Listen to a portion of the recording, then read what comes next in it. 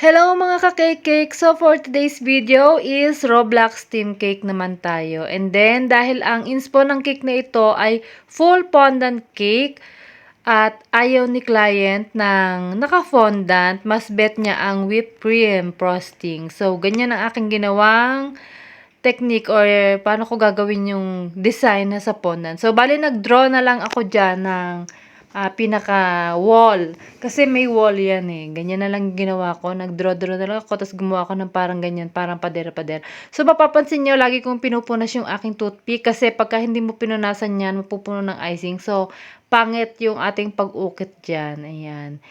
Ito na ang ating final look. At happy birthday, Adam. Bali, ito nga palang cake na ito is money cake para kay Adam. Thank you so much, Janelle, sa laging pag-order ng cake. At in-offer ko nga sa kanya na i-full fondant na lang natin dahil kahit 10 fondant cake ay kayang-kaya niya ng bayaran. Pero ayaw niya talaga at mas bet niya raw ang aking icing cake. Thank you so much. And that's all for today's video. Thank you for watching. Babush! Thank you!